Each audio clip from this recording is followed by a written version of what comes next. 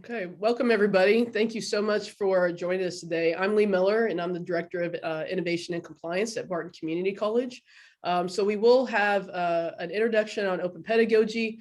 This is going to be kind of the outline that we talk about today. And I'll kind of provide a preface here at the very beginning, but this is going to be kind of the order that we go through. But the one thing I wanted to highlight is with the challenge with multiple definitions, I will kind of give a little bit of context, but then I'll further clarify that at the very end of the presentation, where we'll talk about other topics and challenges in that context right there.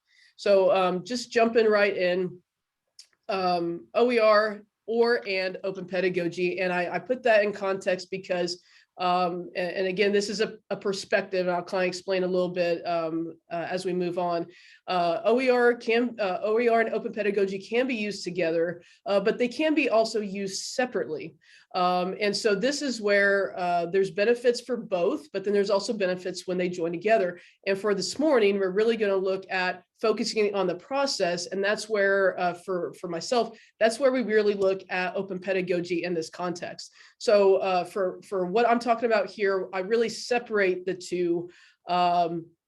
And where OER is the content or the what of the class, and open pedagogy is really looking at the how or the process of the class. So how do we want to engage with our students? How do we want to have them engage with the content?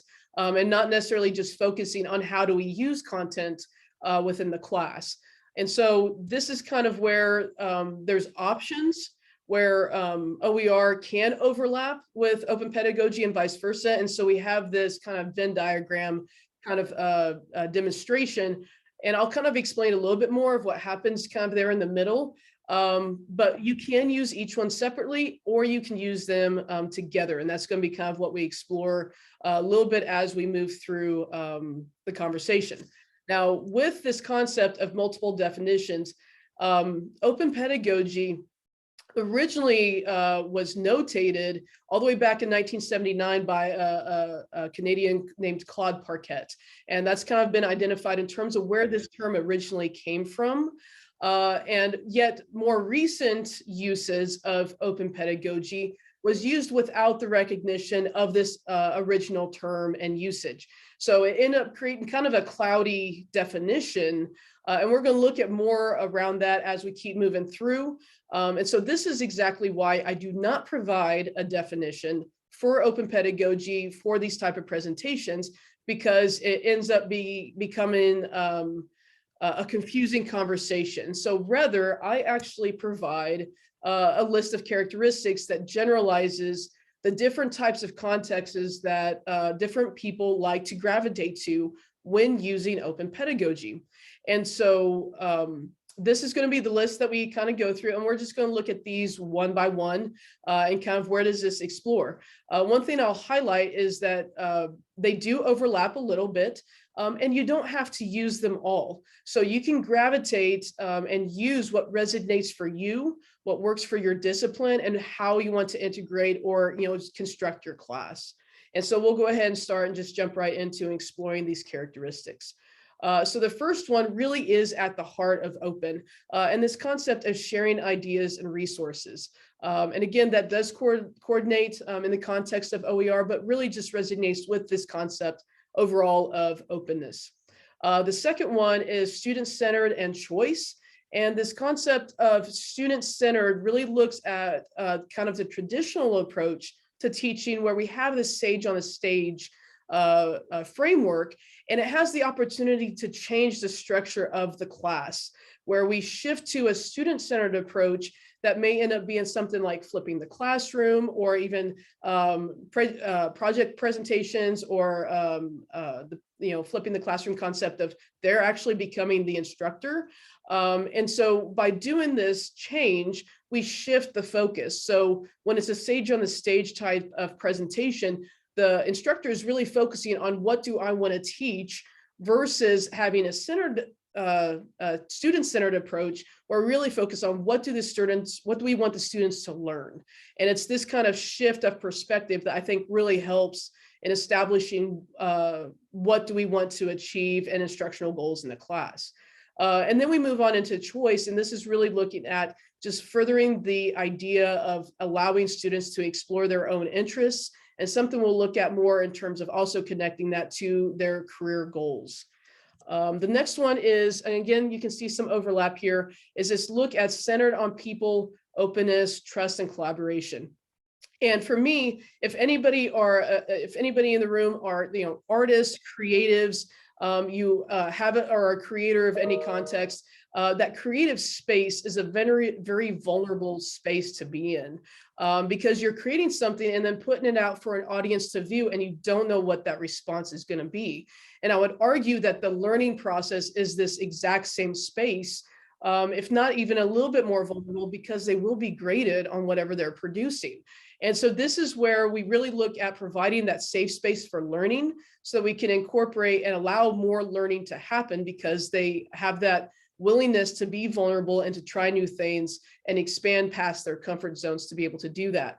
And so we also learn at with this aspect of openness, where they can learn to trust themselves, with the aspect of more responsibility and choice within the learning process for themselves, but then also the nature and the environment that we're producing around the context of openness and trying to build this safe space also builds trust with peers and the instructor, which can lead into, looking at reducing academic integrity issues and stuff like that, which we'll look at in other concepts. And this also leads into community and connection. And so pairing and having more trust within peers or instructors can also lead and extend also to the community. And so you can practice networking skills, and where does that actually extend, where you can collaborate with community and provide those opportunities to expand those type of things. Also collaborating with peers and instructor, you can build those type of skills, expand on the thoughts for connection, just in the environment that we have, where students, our generation of students, really struggle sometimes with communication and those types of things for just the social media environment that we have today, and where it's project based. So that may be individually, or it may be group or even community driven in that context. Secondly, or additionally, the experiential learning. So again, project-based, application-based, that's kind of what we're looking at, but it really leads and leans into this concept of getting students where they're workforce or career ready. And so adding that where they can recognize and bridging the why it is important. So especially as we look into general education, and leaning into getting students career ready, having students understand why something is important, especially around an assignment or the skills that they're going to be developing. They want to know, how is this going to benefit them later? And again, in that concept of general education, whether that's English or college algebra, having them, connect that to what they're going to actually do later, regardless of career, and exploring that why of the skills they're developing today is going to benefit them later is going to be really important, because we really have this kind of why generation of they want to understand the reasons they're doing something. And then that kind of leads on into reflective practice and peer review, where they can explore what they are doing and how they can continuously to do it better. And so we look at, reflect on progress, changes, and challenges, and really kind of looking at almost a universal design for learning type of aspect here, where they can go through the process and look at how are they working through stuff, and how can they continue to develop that and collaborate with their instructor on that process. Very much like what we do every day. How many times do you guys look for feedback or pause and look at where you're at in the project and see where do you need to go next? What kind of challenges are you facing, and what steps are going to take place to keep moving forward? And those are skills that students just still need to develop. And that's what we're looking at here. And then also moving towards, when they do get that feedback, how do they give and get feedback, that constructive feedback? How do they give it to other students in terms of peer review? And then how do they receive that from their instructor or the peer reviews that they're getting from themselves? It also leads into looking at self-discovery, as in the context of where they can understand more about themselves, since they do have more responsibility in the learning process, and they do have choice around what they want to do. So there's some interest there, and as well as they explore the content that they're looking at. And then at the very end, and this is, I think, a kind of a component I add, just because a lot of times when we do have things that we do ourselves that don't really work out the way we planned, we stop and kind of review. It's like, well, what happened? How can we do this better? How can we improve on it? And eliminating that fear of failure, because if there's something learned from it, it's just that iterative process. It's a part of that context of just what we're experiencing. And so understanding that with students and having students do the same type of process, whether it's a failure that didn't quite work out the way it worked, and learning from it, or including their successes. So when something did work out well, and having them review that, of how did that work well? How could we use some of the stuff that did work well and use that in the next project, or use that in another class? And that kind of leads towards how they can develop their own process of what works for them in terms of development and the creative process, as well as their own learning process too. So with equity and access and social justice, on the outline, I did include these in the same kind of thing. So they do overlap, but there are some differences that I kind of tried to identify and separate. So with equity and access, we really do, in terms of pairing with OER, affordability and access in general within open education is a very equitable type of concept and an initiative within itself. And so pairing with that does help in terms of OER, but we can also move that towards the classroom in terms of an equitable aspect within the classroom. And that's where I have this kind of differentiated instruction option, where you can adjust the needs of the students as you present different concepts, and making those little adjustments, whether that's based on content, process, product, or environment, can also assist other students as you make those adjustments. And then we move on into a social justice presentation, where, again, pairing with OER such as a representative type of approach, where you can present the content in more of a representative presentation for the demographic that you have for your students. But then we can also have, depending on the discipline and the context in which you're presenting it, if social justice conversations are appropriate, there's opportunity for self-awareness, development of empathy, additional emotional intelligence, growth, as well as the recognition of multiple perspectives and the importance of diverse perspectives. And then last but not least is the student as creator. And I'm actually going to expand this on the next slide as well. But in summary, it's really looking at the student as creator. They're creating projects or doing application-based learning. And it allows this opportunity to reconstruct the presentation of the course. There's a shift in how you want to deliver content, or how you want students to engage in content.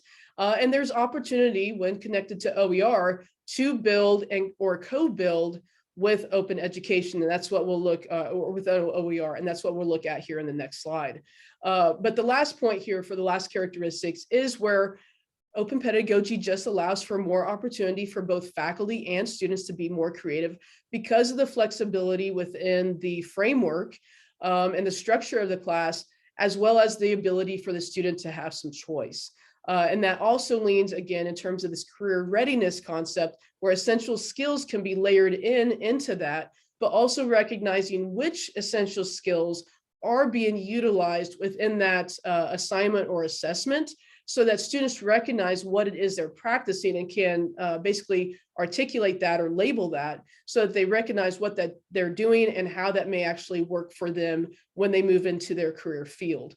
Additionally, adding that aspect of choice also brings where students can bring in their own knowledge or interest base, and it adds this interdisciplinary approach. So whether that's initiated by the faculty member, where it's collaborated with another topic or discipline, or whether that's initiated by the student. But this approach, where multiple concepts or conversations happen, is literally where innovation starts. So I think that's an important point to note. So student as creator, this is where I kind of just want to expand on this point just a minute. So in the beginning, we kind of talked about where there's an overlap between how the definition of open pedagogy started versus how it was kind of initially resurfaced more modernly, and where the conflict kind of begins. And so this is where this conversation is. And so David Wiley ended up renaming the concept around OER enabled pedagogy that resonates with this term. He redefined this, and this is the definition that he provided, where it really does rest on the 5 R's, where it incorporates and it engages with those two as the kind of requirement to work within this pedagogy. And I really find this kind of to be a subset of open pedagogy, and where that Venn diagram really overlaps is where this is. This is where that exists. And so this is one example. It's Robin DeRosa. She actually created this text with her students, where they created introductions, discussion questions, assignments, and maybe even some short videos, and are currently or have already, based on where this has happened, are looking at adding native voices to this text. So this is a good example, and there's a link if you'd like to find out more about that. But this is a good example of an OER-enabled pedagogy. So now shifting on into looking at a comparison between a traditional method of teaching and the open pedagogy opportunity to teach, is really looking at what I reference as the banking method versus open pedagogy. And this really comes from Paulo Freire, where he describes this idea of banking method in education. And this is where essentially it's this idea that traditional teaching deposits information into the students' heads, and then they're expected to memorize it or take it in, and then we withdraw it on the test, assignment, or assessment. And that's kind of where this is coming from. And so as we take those two into account, I've kind of itemized kind of a parallel here. And so I won't move through this whole thing, but I do want to highlight that open pedagogy really does recognize that the teacher has knowledge, but the students also have knowledge, and integrating that into the process is really important. And then it also recognizes that the students participate in the learning process. And I see the question, I can drop that in at the end to put that link in the chat there for you.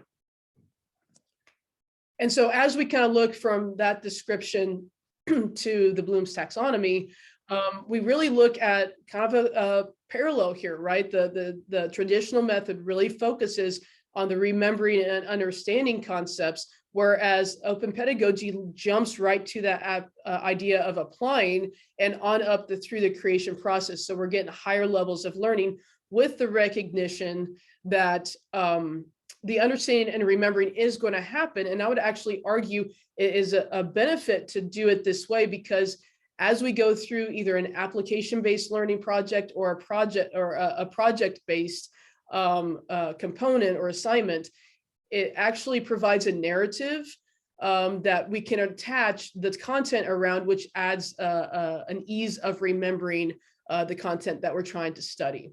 And so that's kind of something that we note here. So the next part that I want to just kind of note are 4 different things of what faculty can expect if you have not used open pedagogy before, and kind of the part of the transition that you may experience as you transition through that for both you and maybe a little bit for your students. So the first one is allow students to have more choice and responsibility for the execution of the assignment. And so with students having more responsibility and choice, literally allows them to have more control over their learning process, which in the way you may respond to that may feel like you have less control over what it is. And in some ways you do, because they have more control. So again, it's a little bit of that hierarchy shift where it becomes more student-centered. But just recognizing that point, I think, is powerful, because then you can go ahead and kind of self-identify of how are you going to structure that for yourself and work that way through the class. And then we also have open new conversations, where a lot of times, especially the sage on the stage concept, recognizes the faculty member as kind of all-knowing, if I can say that. And this really relieves the burden of the faculty member knowing everything, because the students are also bringing their own knowledge to the conversation for topics you may not necessarily know a lot about. And so it relieves the burden of knowing everything and gives opportunities for students to see that. And so you're demonstrating that for them, but this opens up conversations where you can talk about, information literacy. How do you find about information you don't know about? And how do you go through that process of learning more about that stuff, et cetera. And so you talk about this aspect of fear of failure, where the lack of knowing is not an indication of that. It's just a part of the process. And again, students are a part of that learning process, and that environment really builds trust, which with that trust reduces or can reduce academic integrity issues, because as students come up with challenges or problems, they're going to be more likely, because of the trust they've developed throughout that process, to actually come to you with those issues, challenges, or problems. So the last two here are assignments and assessments in terms of looking at that for faculty expectations. And so we really look at, again, they have choice of following their interest or future career, which is really going to, in some ways, also drive motivation. And then it's also going to build on essential skills, and identifying what those essential skills are and clarifying what that's going to be can be really helpful. And then I kind of provide a note of recommendation that within open pedagogy assignments, it's really helped to layer the assignments. So, and we'll talk about this kind of, we get to the next slide, but layering the assignments allows multiple points of assessment for you, as well as developing a point system where the process also is a part of the journey, right? So there's points attached to each component and not just the overall project at the very end. And then that's very rubric driven, so that regardless of choice of topic or direction that they're going, they know where that rubric is going to drive for that, those concepts or outcomes that you want to achieve, and conversations around that for how they can achieve that through the choice of their project is important. And then the last one here is different assessment opportunities. So looking at the exploring assessment options with it, other than a test, kind of like what we talked about, but then also looking at assessment differently as how do we self-assess all the time, peer assessment and instructional assessment, and then how do students take in that assessment and then apply it? What do they take in, and what do they leave in terms of what are their goals for that project, and having conversations around how to do that. And then again, that builds rapport, and it provides more insight into the student competency and understanding. And so we move on into student conversations, and this is just a recognition of some of the student perspectives as we move from a traditional presentation of instruction to an open pedagogy presentation of instruction, as most instructors are not used to this. And so when they get that, the student experience really does focus on their background, typically comes from a traditional method of teaching. So recognizing that and just explaining, why do you use this type of teaching? What does it mean? And how does it work differently, can help them understand the nuances between what it is that you're doing and the change that's happening, as well as why it's happening. And that kind of moves on into expectation conversations of discussing what is academic integrity. So we've already talked about how open pedagogy can reduce academic integrity issues, but also what is academic integrity for your institution, but then what is academic integrity in your classroom, as well as your discipline. So especially if you've got majors, or having students look at their own discipline towards their own majors, as it may appear differently, whether it's science or whether it's English, and talking about those conversations so that they can attach to how this is going to benefit them later on in their careers. Also looking at assignment goals, so that students, especially again in the gen ed world, what are the assignment goals for why is this important for them to learn, and what are the skills they're learning outside of the general conversations you're having around the content you're covering. So recognizing that, English Comp 1 or college algebra is something that all students have to take. But what is it that they can draw from that, even if they're not going to necessarily, quote unquote, use that in the field that they're going in? But it's more about the process of going through that thinking process, the critical thinking, problem solving, and all those components that they may not necessarily recognize at this stage in their college careers. And then project planning. So talking about, and again, the concept we talked about just in the last slide of the layering assignments also really assists with this element of project planning, because most students have not had to do this and layer and plan for what pieces do they have to do at what time for a project-based type of assignment, regardless if it's just a part of your class or for the duration of your class. So having those conversations can be really helpful and reduce some of the anxiety that can be produced off of not knowing exactly what's defined for your class. And so we move on into the rubric piece, which is going to define some of those expectations for the student. But again, there's a lot of room and flexibility within that rubric. So defining exactly what that rubric means and how they can move within that and developing that within the project planning phase can really help students navigate this new world that they may not have experienced before, but that are learning at the same time they're learning a new content subject. And this moves on into kind of a faculty shift in position, whereas you become a resource and not just a content expert or a deliverer of content. You become, or you have the opportunity to, pose questions, allow them to think about stuff differently and engage in those conversations of where are they at and where do they need to go. Fill in gaps. So like, we mentioned flipping the classroom. If they didn't explain all the content, you needed something explained in what they presented, you can fill those gaps in or show where there's gaps in what they're trying to develop. As well as share ideas or just open for class feedback. Again, that peer review and instructional review process can be really powerful as they move through and creating that larger aspect of increased collaboration, which they will experience in the workforce. And then last but not least, we look at other topics and challenges. And so this is where I really shift back to kind of that aspect of looking at some of the problems that are developed with multiple definitions around open pedagogy, and looking at where does this put us when we are trying to move to research or scholarship around how open pedagogy impacts student success. And so as we kind of develop this is one of the things, because as it currently stands, you really have to articulate what definition are you using and then correlate everything according to that. Or identify, what are you measuring, but then how can we build on that if we're not using the exact same definitions? So this is where some of that challenge begins for this type of concept.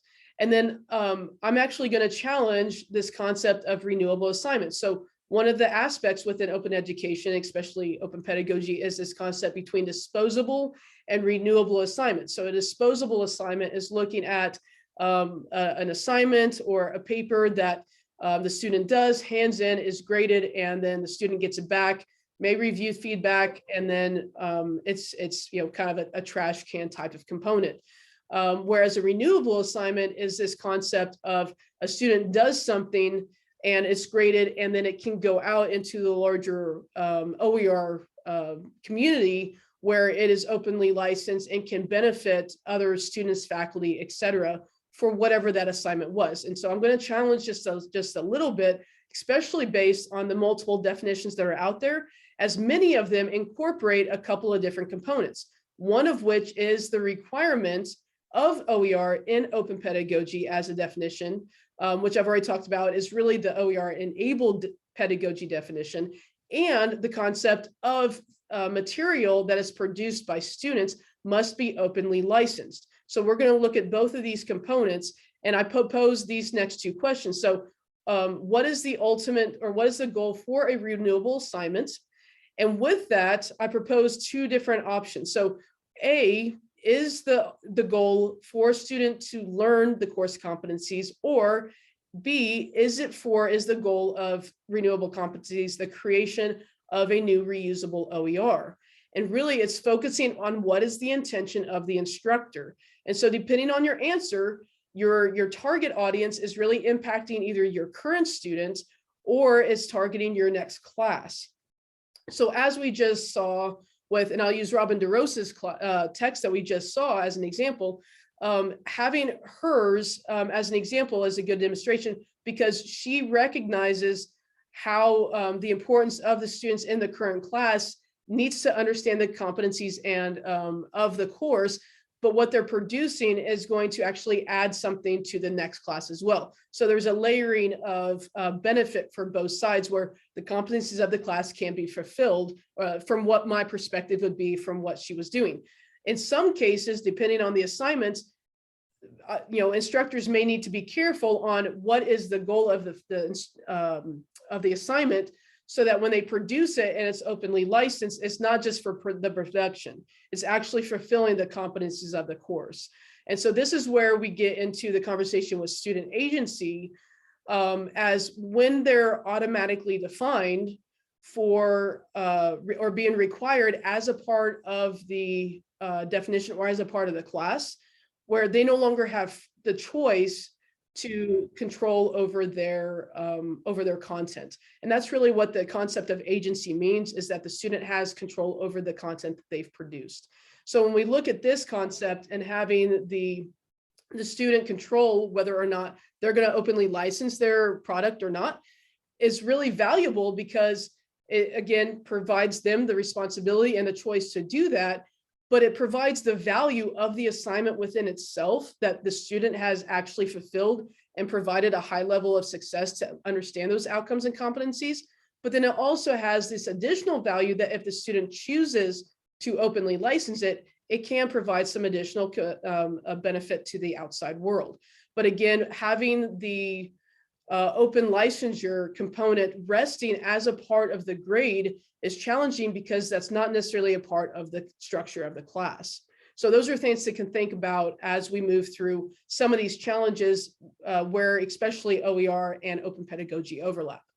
Additionally, some assumptions, just a summary, is what do our students come to and understand and know in terms of what they're coming to a class with. So again, we've talked a lot about how to give feedback and how to receive feedback. So recognizing that students may not necessarily know exactly how to do that, but also recognizing that our especially traditional students may have been raised in a technological world, but they may not necessarily always understand exactly how to use whatever technology in the way that you're wanting them to use it. So talking about digital literacy around the software, tools, or technology that you're wanting to use in your class, and how you're wanting to use it in your class, so that you have conversations and are not creating an additional barrier for students to actually be successful with that assignment.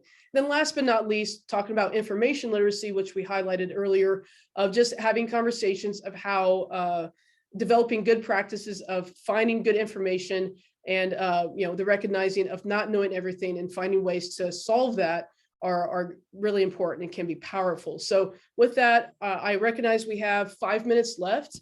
And so again, I thank you for joining us today, and I'm happy to answer any questions. Lee, in the chat, it was asked if you could share that that book link. Yes. And there was one shared, but I'm not sure if it's the right one. Okay. Another question that came up was if you would be sharing your slide deck, or if it would just be the video later in the spring available. I will provide a PDF. I can provide a PDF. I am currently working on a publication around some of this concept. And so I will provide that. And if anybody's interested in further discussing this, please take my email. I'll show that again as soon as I get this link. But I'm happy to have those conversations with anybody that's has a lot of interest. That'd be fantastic. I'd be happy to talk with anybody. We do have another comment that said the link that one of our other people shared is the correct link. So if you're having a hard time finding it, then. Oh, great. Okay. I will do that. Okay.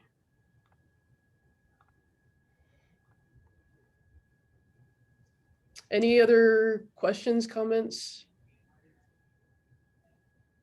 Thank you for sharing this with us, Lee. Absolutely. Thank you. I really appreciate everybody attending.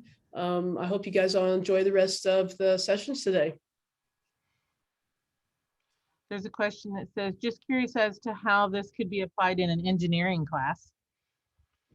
Absolutely. Engineering would be a really great area of to provide open pedagogy, just because of the natural nature of application that you would have within that world. So finding out finding out how, I'm not an engineer, so I'd have to have a further conversation with you, but finding out where does application overlap with content, and how can you explore some of the foundational components and have them layer those types of things to build on what they're already learning, especially in the concept where a lot of math is integrated first before application is typically applied.